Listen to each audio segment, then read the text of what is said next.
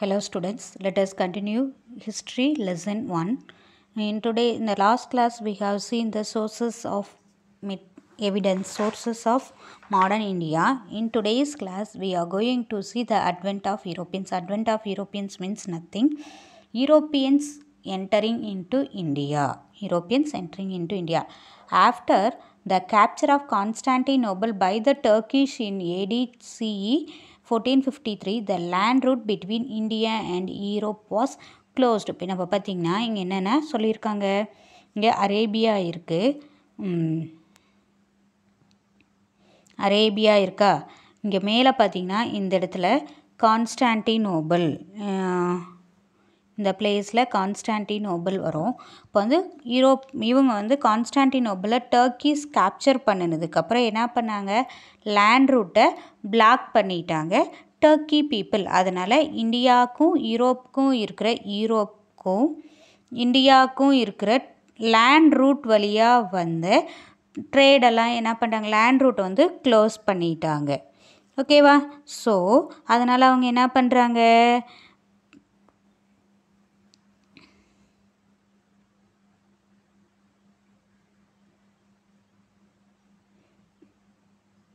the Turkish penetrated into North Africa and Balkan Peninsula. அப்போ Turkish வந்து என்ன பண்ணுறாங்க, நார்த் ஆஃப்ரிக்கா, நார்த் சைடில் இருக்கிற இந்த ஆஃப்ரிக்காவும் நார்த் சைடில் இருக்கிற ஆஃப்ரிக்காக்குள்ளேயும் என்ன பண்ணுறாங்க, நெக்ஸ்ட்டு பால்கன் பெனின்சுலா அப்படின்றது பார்த்திங்கன்னா மெடிட்ரேனியன் சி இருக்குல்ல, இதுக்கு கீழே இருக்கிற இந்த கண்ட்ரீஸ் எல்லாம் தான் நம்ம பால்கன் பெனின்சுலா அப்படின்னு சொல்லுவோம். டர்க்கிஸ் வந்து அதுக்குள்ளேயும் என்ன பண்ணிட்டாங்க, இதுதான் நார்த் ஆஃப்ரிக்கா, இது பால்கன் பெனின்சுலா, இதுக்குள்ளே என்ட்ரி ஆகிட்டாங்க. அதனால் பார்த்திங்கன்னா ஃபுல்லாக எல்லா வழியாகவும் எந்த வழியாகவும் என்னது இந்தியாவும் யூரோப்பியன்ஸ் வந்து இந்தியாவுக்குள்ளே என்ட்ராகிற லேண்ட் ரூட் எல்லாமே பிளாக் பண்ணிட்டாங்க Turkish people. So it became imperative on the part of the European nations to discover new sea route to the east. East சைடில் ட்ரேட் கேரி ஆன் பண்ணுறதுக்காக யூரோப்பியன் நேஷன்ஸ் வந்து நியூவாக ஒரு sea route கண்டுபிடிக்கிறதுக்கு ஒரு தூண்டுகோலாக இருந்துச்சு. Audio visual means possessing both a sound and visual components. Audio visual அப்படின்னா சவுண்டும் இருக்கும், நம்ம பார்க்கக்கூடியதும் இருக்கும், சச்சஸ் லைட் டேப் ப்ரெசன்டேஷன். இப்போ இது மூலிமா நம்ம வந்து இந்த ஸ்லைட்லாம் காமிச்சது பண்ணணும். அது audio visual service providers frequently offer web streaming. இப்போ வந்து நம்ம வந்து அவங்க ஆடியோ விஷுவல் சர்வீஸ் ப்ரொவைட் பண்ணுறவங்க நமக்கு என்ன பண்ணாங்க, web streaming, video conferencing, live broadcasting service இதெல்லாம் நம்மளுக்கு வந்து கொடுக்குறாங்க. எது மூலிமா, television, film, internet are called as a audio visual media. Next இப்போ யூரோப்பியன்ஸ் வந்து இந்தியாவுக்குள்ளே என்ட்ராகிறாங்க.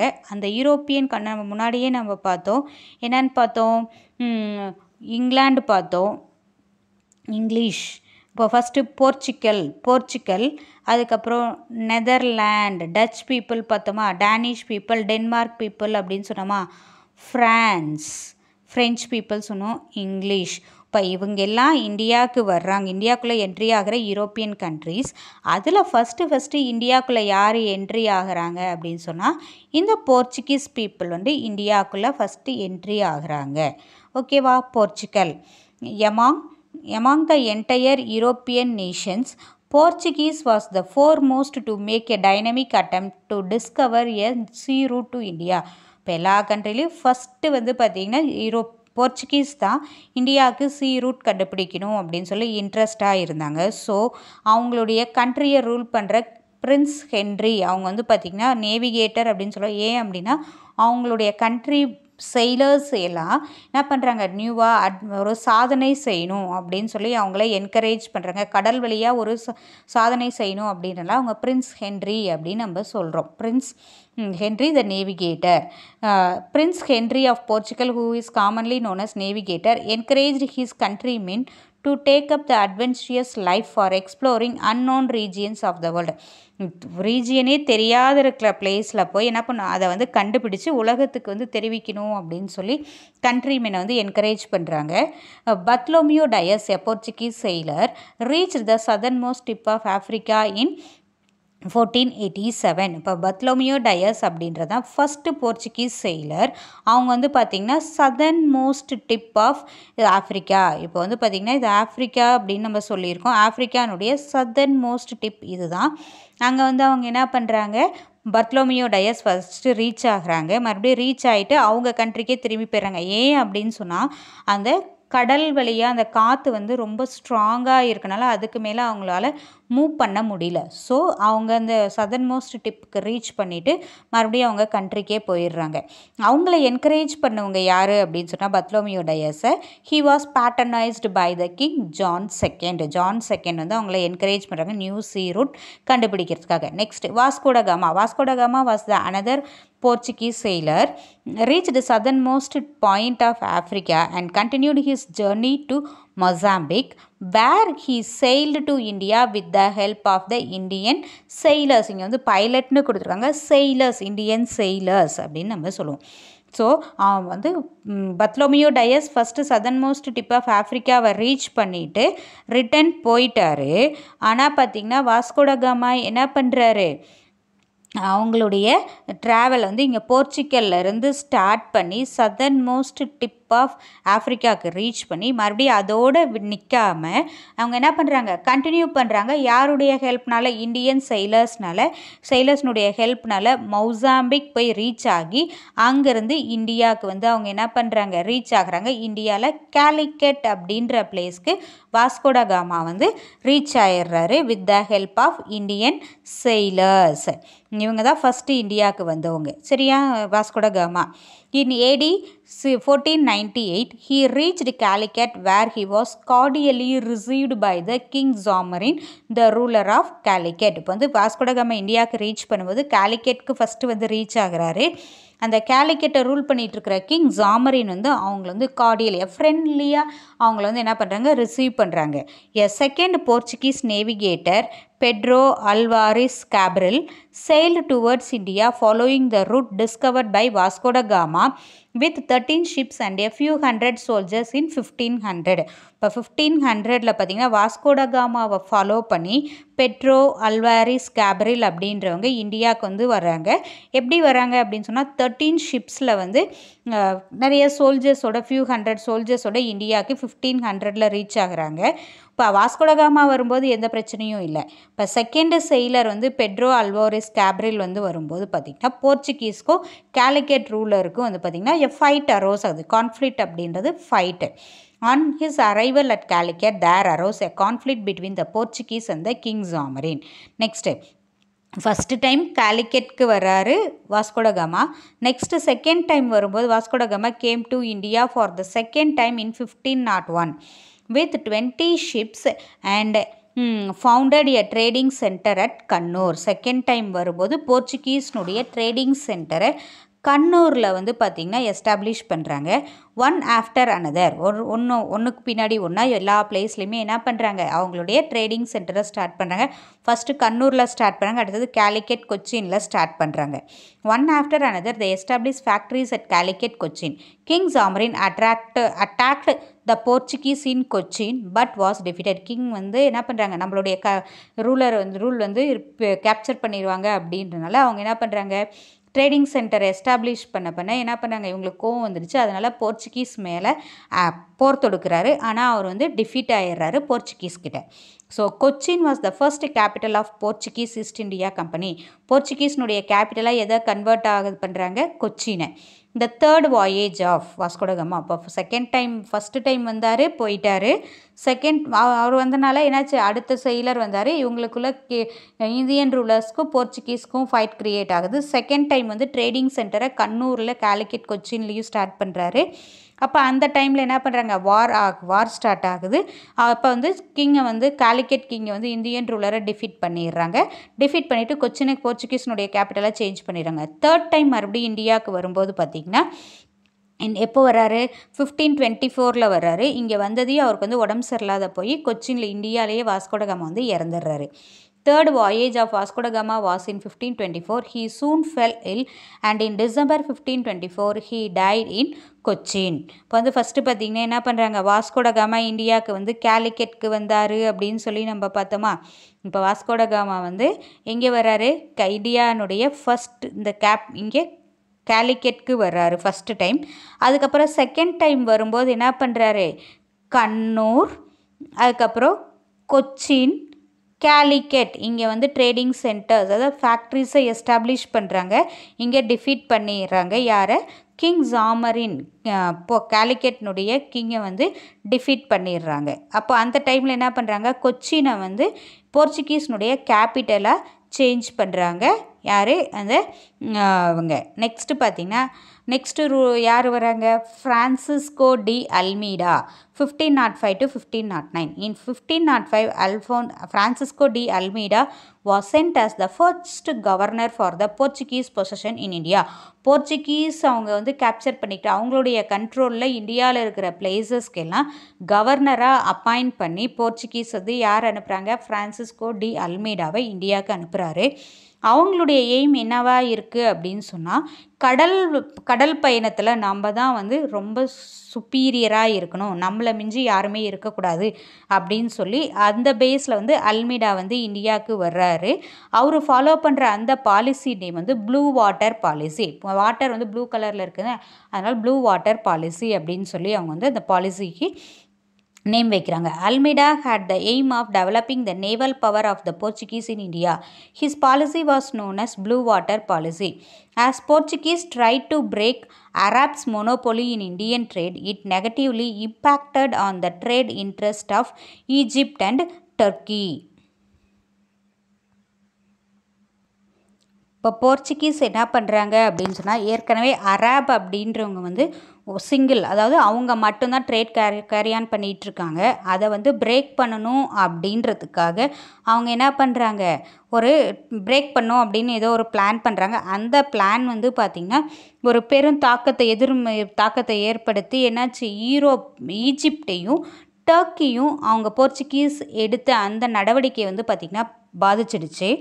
So sultan of Vijaypur and Gujarat were also apprehensive of the expansion of Portuguese control of ports, which led to an alliance between Egypt, Turkey, Gujarat against the Portuguese invader. இப்போ வந்து பார்த்திங்கன்னா சுல்தான், விஜய்பூர் சுல்தான், குஜராத்னுடைய ரூலர்ஸ்லாம் பார்த்திங்கன்னா போர்ச்சுகீஸ்க்கு அகெயின்ஸ்டாக இருக்கிறனால அவங்க என்ன பண்ணுறாங்க, ஈஜிப்ட்க்கும் டர்க்கிக்கும் இவங்க 2 பேரும் ஹெல்ப் பண்ணுறாங்க அகெயின்ஸ்ட் த போர்ச்சுகீஸ் இன்வேடர். யார், சுல்தான் ஆஃப் விஜய்பூரும் குஜராத்தும் இவங்க 2 பேரும் ஈஜிப்ட்க்கும் டர்க்கிக்கும் ஹெல்ப் பண்ணுறாங்க. இந்த naval battle fought near Chaul. The combined Muslim fleet won a victory over the Portuguese fleet under Almeida's son, who was killed in the battle. இப்போ வந்து naval battle எங்கே நடக்குது அப்படின்னு சொன்னால் சாவல் அப்படின்ற பிளேஸ்க்கு நியராக. இப்போ இந்த கம்பைன்டு ஃபோர்ஸ் அப்படின்றவங்க யாருன்னா sultan of Vijaypur, Gujarat, Turkey, Egypt இவங்க எல்லாம் ஒன்றா சேர்ந்து அவங்களுடைய ஃப்ளீட் அப்படின்ட்டு பார்த்திங்கன்னா ஷிப்ஸை தான், நம்ம குரூப் ஆஃப் ஷிப்ஸை தான் ஃப்ளீட் அப்படின்னு சொல்கிறோம். அவங்க வந்து போர்ச்சுகீஸ்னுடைய ஃப்ளீட்டை டிஃபீட் பண்ணுறாங்க. அந்த பேட்டிலில் யாரை கில் பண்ணுறாங்க, அல்மெய்டா சன் வந்து Almeida son was killed in the battle. இப்போ இவங்க என்ன பண்ணுறாங்க, இவங்க 4 பேரும் சேர்ந்த குரூப் வந்து போர்ச்சுகீஸ் அகெயின்ஸ்டாக வின் பண்ணிடுறாங்க. Almeida defeated the combined Muslim naval battle in Dayu and by the year 1504 Portuguese claimed the naval supremacy in India. இப்போ ஃபஸ்ட்டு டைம் வந்து பார்த்திங்கன்னா அவங்க வந்து டிஃபீட் பண்ணினாங்க. செகண்ட் டைம் எங்கே வேணால் டயூ அப்படின்ற பிளேஸில் 1509 அல்மெய்டா வந்து அந்த முஸ்லீம் குரூப் வந்து பார்த்திங்கன்னா யார், அந்த Turkey, Egypt, sultan of Vijaypur and Gujarat இவங்களையெல்லாம் 1509 டிஃபீட் பண்ணிவிட்டு சுப்ரீம் பவர், அதாவது நேவல் பவர், கடல் பயணத்தில் வந்து கடல்வழி இதில் வந்து அவங்க தான் வந்து பார்த்திங்கன்னா எங்களை தோற்கடிக்கிறதுக்கு யாருமே இல்லை, எங்களுடைய பவர் தான் ரொம்ப சூப்பர் அப்படின்னு சொல்லி அவங்க வந்து அல்மெய்டா வந்து நிரூபிச்சிட்டாரு. நெக்ஸ்ட்டு வந்து பார்த்திங்கன்னா ஃபஸ்ட்டு வாஸ்கோ ட காமா வந்தார், அதுக்கப்புறம் ஃப்ரான்சிஸ்கோ டி அல்மெய்டா வராரு, அதுக்கப்புறம் Alfonso de Albuquerque the real founder of Portuguese power in India. இவங்க தான் போர்ச்சுகீஸ் பவரை வந்து பார்த்திங்கன்னா எஸ்டாப்ளிஷ் பண்ணுங்க. இவங்க வந்து என்ன பண்ணாங்க, ஃபஸ்ட்டு இந்தியாவுக்கு வந்து அவங்க வந்து ஒவ்வொரு ஏரியாவாக கேப்சர் பண்ண ஆரம்பித்தாங்க. ஸோ அதனால் பார்த்திங்கன்னா போர்ச்சுகீஸ் ரூலை வந்து இந்தியாவில் வந்து ஃபவுண்டட் பண்ணவங்க யாருன்னா Alphonsa de Albuquerque. The real founder of Portuguese power in India was Alfonso de Albuquerque. He captured Goa from the Sultan of Bijaypur. நம்ம அல்மேடாவே பார்த்திங்கன்னா சுல்தான் ஆஃப் பிஜய்பூரை டிஃபீட் பண்ணாங்க அப்படின்னு சொல்லி பார்த்தோம். அப்போ அந்த ரூலர் வந்து கேப்சர் பண்ணிட்டாங்க. In 1510 November. In 1515 he established Portuguese authority over Armozo in Persian Gulf. Persian கல்ஃப்க்கு பக்கத்தில் அர்மோசா அப்படின்றது ஒரு போர்ட். அங்கே வந்து பார்த்திங்கன்னா போர்ச்சுகீஸ்னுடைய பவரை வந்து எஸ்டாப்ளிஷ் பண்ணுறாங்க Alphonsa de Albuquerque 1515. He encouraged the marriage of Portuguese with the Indian women. Indian விமனோட போர்ச்சுகீஸ் பீப்புள் வந்து மேரேஜ் ரிலேஷன்ஷிப் வச்சுக்கலாம் அப்படின்னு சொல்லி என்கரேஜ் பண்ணுறாங்க. அதுக்கப்புறம் அவங்க வந்து ஃப்ரெண்ட்லி ரிலேஷனாக விஜயநகர் எம்பையரோட இருந்தாங்க. He maintained a relationship with Vijayanagar empire. And Nino de Gunga 1529 to 1538. Governor Nino de Gunga moved the capital from Cochin to Goa in 1513. இப்போ வந்து பார்த்திங்கன்னா ஃபஸ்ட்டு போர்ச்சுகீஸ்னுடைய வாஸ்கோட காமா வந்து என்ன பண்ணார், கொச்சினை கேபிட்டலாக சேஞ்ச் பண்ணார். நினோ டி குன்கா வந்து என்ன பண்ணாங்க 1530 கோவா கொச்சின்லேருந்து கோவாக்கு கேபிட்டலை சேஞ்ச் பண்ணிட்டாங்க. In 1534 he acquired Bassein from Bahadur Shah of Gujarat. நம்ம முன்னாடியே பார்த்தா குஜராத் சுல்தான் அப்படின்னு சொல்கிறாங்க. அப்போ அவங்கக்கிட்ட இருந்து 1534 வந்து பைசின் அப்படின்ற பிளேஸை கேப்சர் பண்ணிட்டாங்க.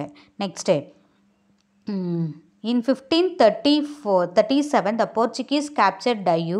Later they wrested Daman.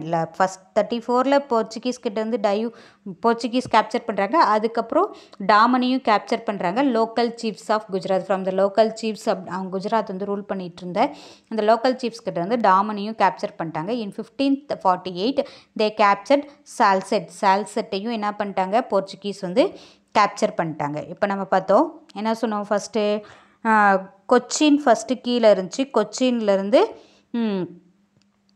கொச்சின்லேருந்து என்ன பண்ணாங்க போர்ச்சுகீஸ் வந்து கேபிட்டலை கோவாவுக்கு ஷிஃப்ட் பண்ணினாங்க அப்படின்னு சொல்லி நம்ம பார்த்தோம்.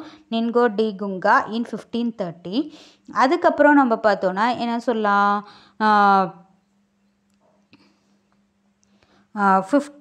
பகதூர் ஷா குஜராத் இப்போ நம்ம சொன்னோம். அப்போ குஜராத் பேசின் அப்படின்ற பிளேஸை வந்து கேப்சர் பண்ணாங்க ஃபஸ்ட்டு 1534. அதுக்கப்புறம் டயூவை கேப்சர் பண்ணுறாங்க 1537. பேசினை 1534 கேப்சர் பண்ணாங்க. டயூவை 1537 கேப்சர் பண்ணுறாங்க. லேட்டர் அதுக்கப்புறம் பார்த்திங்கன்னா டாமன் இங்கே இருக்குது. டாமனை வந்து 1548 1548 வந்து கேப்சர் பண்ணாங்க. சால்செட் இங்கே இருக்குது பாரு, இந்த சால்செட்டை 1548 கேப்சர் பண்ணாங்க. ஒவ்வொரு ஏரியாவாக வந்து போர்ச்சுகீஸ் வந்து இந்தியன் ரூலர்ஸ்கிட்ட இருந்து கேப்சர் பண்ணுறாங்க Portuguese people. Next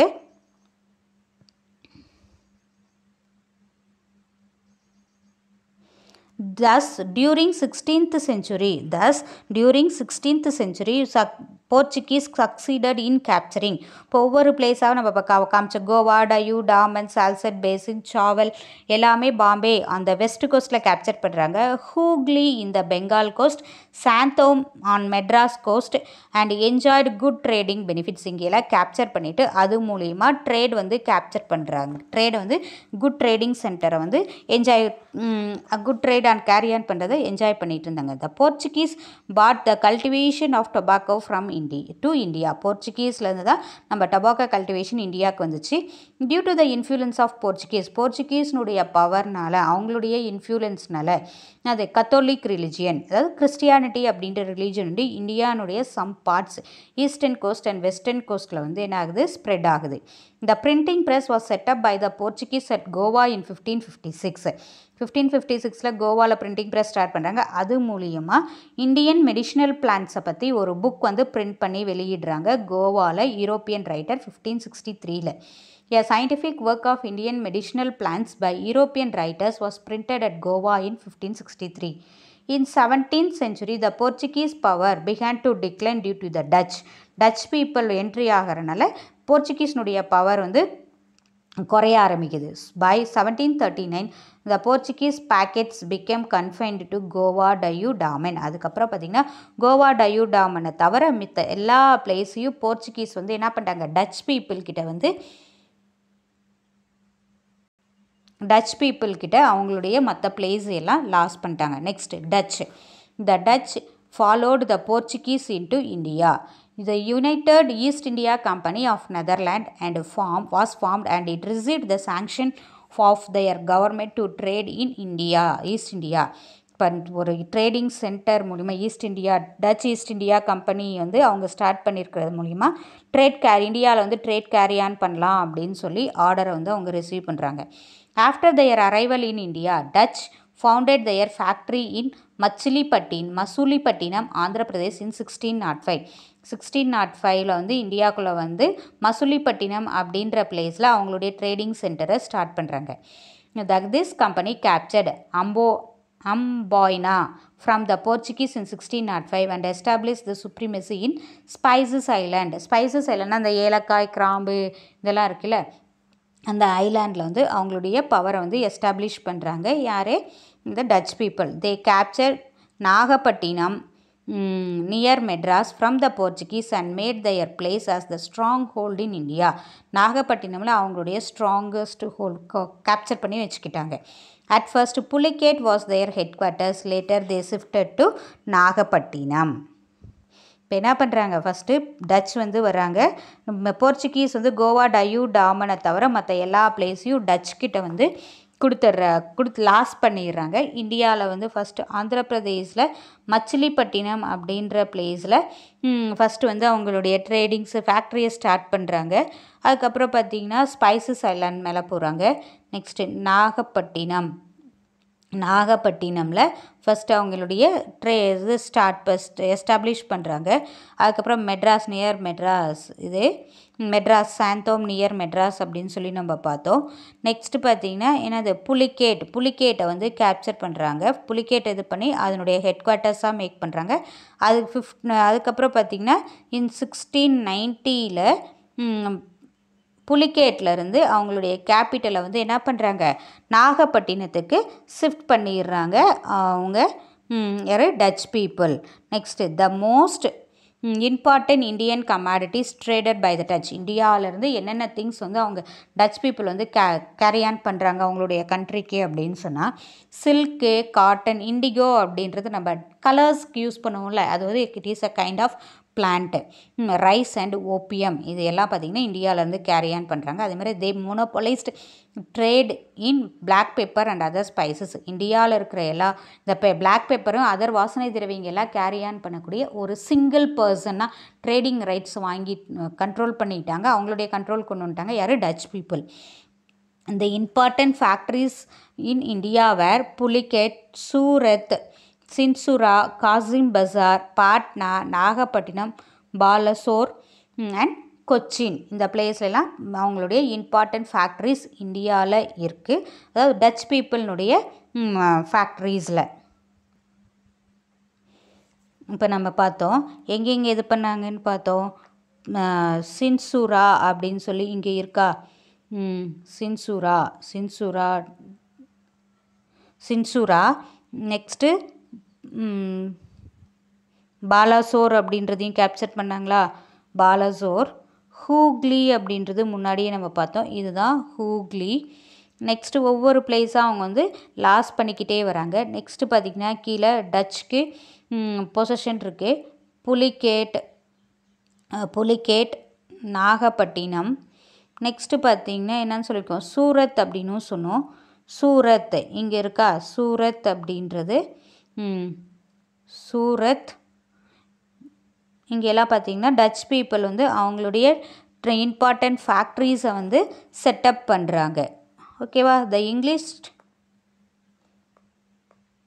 English east India company remained engage in rivalry with the Portuguese and Dutch throughout the 17th century. இப்போ இங்கிலீஷ் வந்து என்ன பண்ணுறாங்க, அவங்களோட த டச் பீப்புளோடையும் போர்ச்சுகீஸோடையும் வார்லேயே மூழ்கிட்டாங்க 17th century.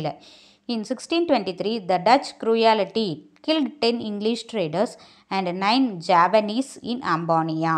இப்போ அம்போனியா அப்படின்ற பிளேஸில் பார்த்தீங்கன்னா 1623 டச் பீப்புள் வந்து 10 இங்கிலீஷ் ட்ரேடர்ஸையும் 9 ஜாவனீஸையும் கருணையே இல்லாமல் கில் பண்ணிட்டாங்க.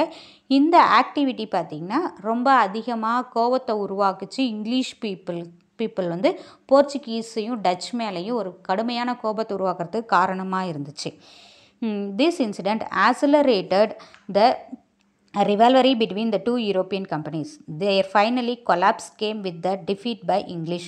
பார்த்தீங்கன்னா டச் பீப்புளையும் பிரிட்டிஷ் பீப்புளையும் இங்கிலீஷ் ஈஸ்ட் இந்தியா கம்பெனி வந்து பேட்டில் ஆஃப் பெட்ரா அப்படின்ற பிளேஸில் 1759 ரெண்டு பேர்த்தையும் டிஃபீட் பண்ணிவிட்டு அவங்க வந்து என்ன பண்ணுறாங்க, இங்கிலீஷ் பீப்புள் வந்து அவங்களுடைய ரூலை எஸ்டாப்ளிஷ் பண்ணுறாங்க. their final collapse came with the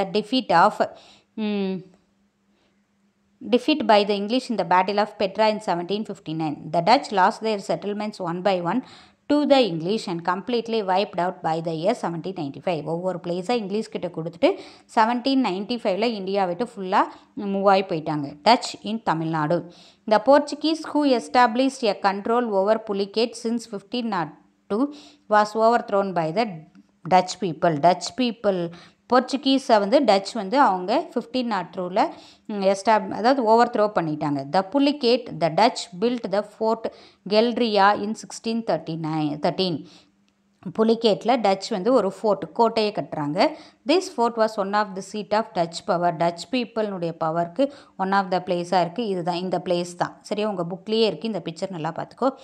the Dutch establish their settlement in Pulicat in 1610. Diamond were exported from Pulicat to western countries. புலிகேட்லேருந்து இருக்கிற டைமண்ட் எல்லாம் வெஸ்டர்ன் கண்ட்ரிஸ்க்கு டச் பீப்புள் வந்து அவங்க கண்ட்ரிக்கு எடுத்துக்கு போக ஆரம்பித்தாங்க. The other Dutch colonial forts and positions were Nagapattinam, Punnakayal, Porto Novo, Cuddalore and Devanampattinam. இங்கெல்லாம் அவங்களுடைய ஃபோர்ட்டும் கோட்டைகளும் அவங்களுடைய பொசிஷன் ரூலும் இருந்துச்சு இந்தியாவில் டச் பீப்புள்னுடையது. That is today's class. We will meet in the next class. Thank you, students.